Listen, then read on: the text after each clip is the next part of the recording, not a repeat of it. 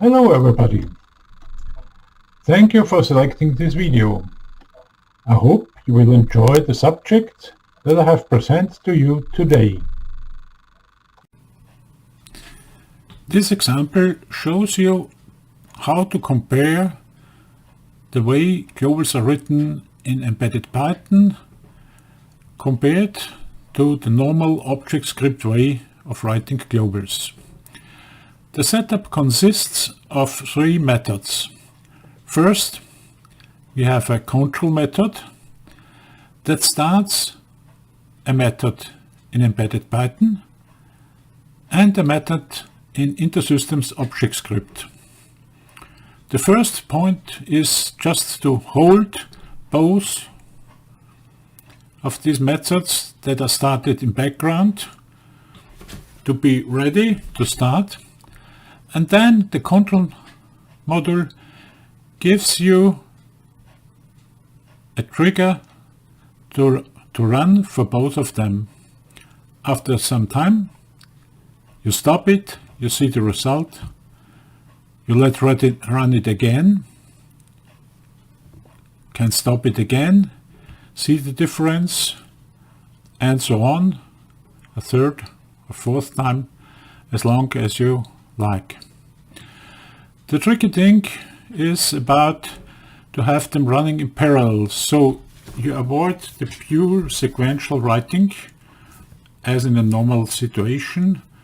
Writing happens by one model or by another model, and after each turn of writing both take a look if they should continue or just stop. And in the end, of course, you stop these background jobs.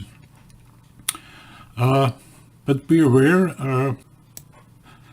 the community license is limited with just 5 connections, so you can easily run out of available connections if you don't take care.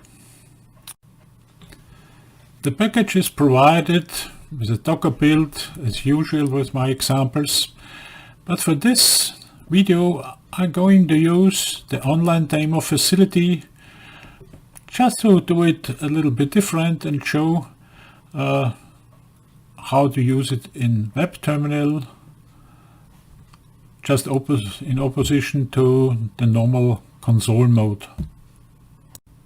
Okay, now we have entered our web terminal. I passed my command.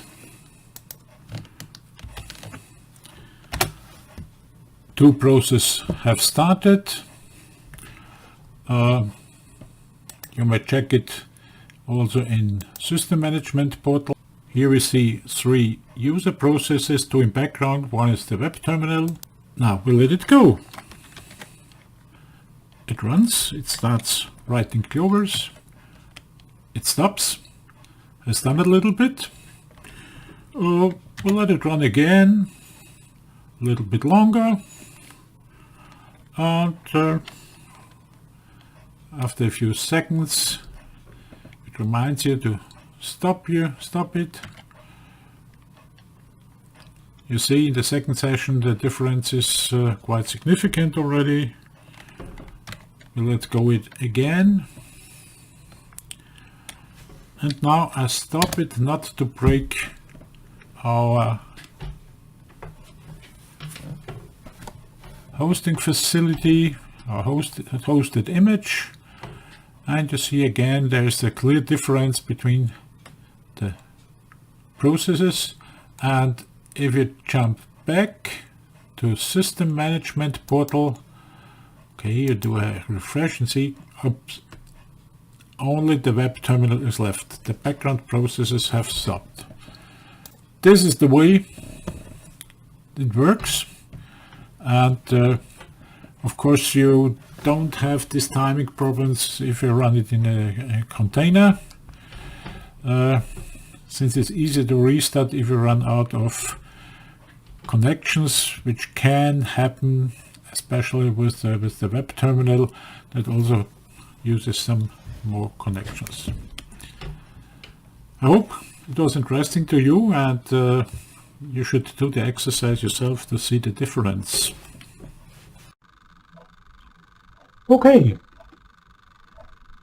this was the video. I hope you enjoyed it.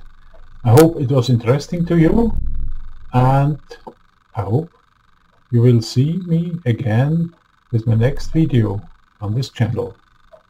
Goodbye.